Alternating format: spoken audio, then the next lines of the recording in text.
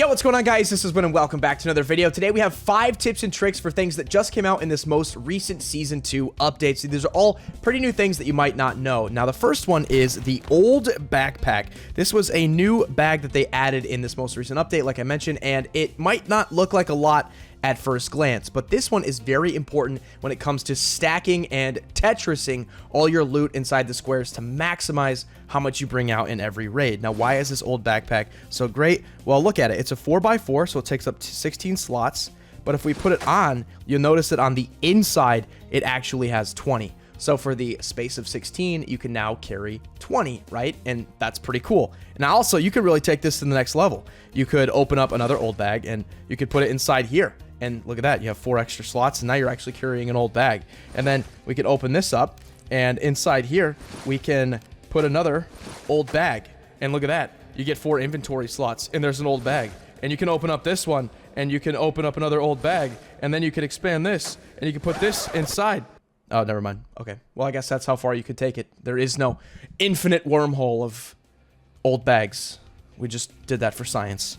Number 2, we have some inventory and market updates that are definitely worth mentioning, just some really convenient things. And the first one is that the composite case and lock boxes now have a clear button. I know it's only 6 squares, but it was sometimes kind of annoying to have to take out every single thing one by one. We can now just clear that lockbox all in one go. And the second one is we used to not be able to sell damaged gear, but now we can. So you'll notice this IND tack helmet is only 20 out of 35 durability. We go to sell it, and before it used to say, sorry, you can't sell damaged stuff, but now we can. So if you go to list this on the market, it actually will put the repair cost inside of the listing fee, which is very convenient. No more having to like repair, then sell. We can do it all in one go.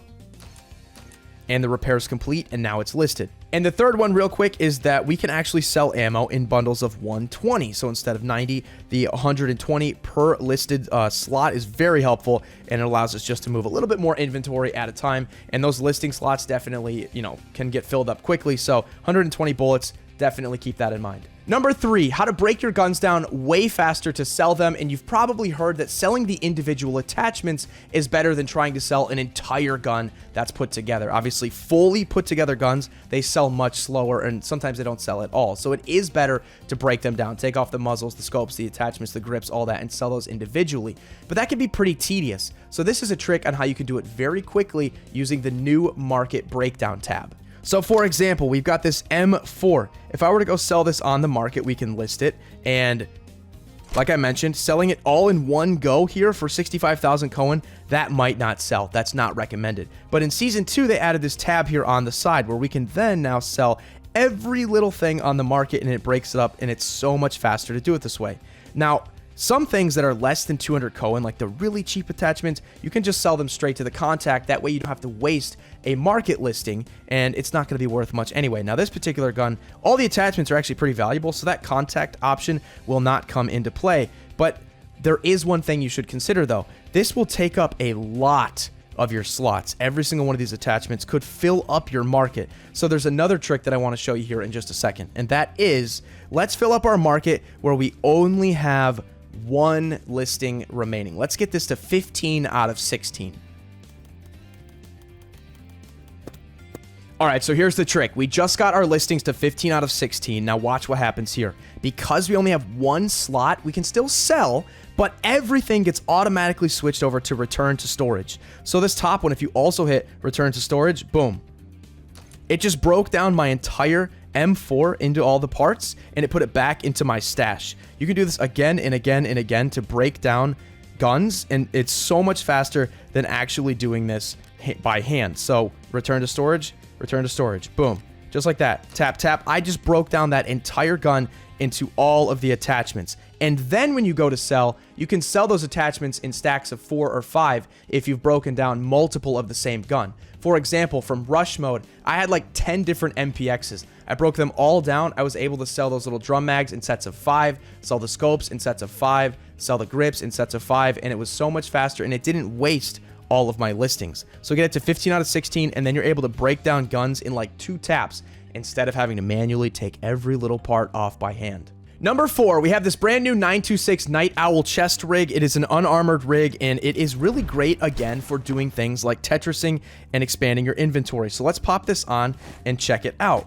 Now, this is a really interesting rig because not many rigs have 3-slot rows. So not only could you be looting things like a cane or any of those kind of weird long but narrow items, a lot of the mags that are your big 100-round mags, now those take up 3 slots. So if you like to run the bigger capacity magazines, this rig will also work for you.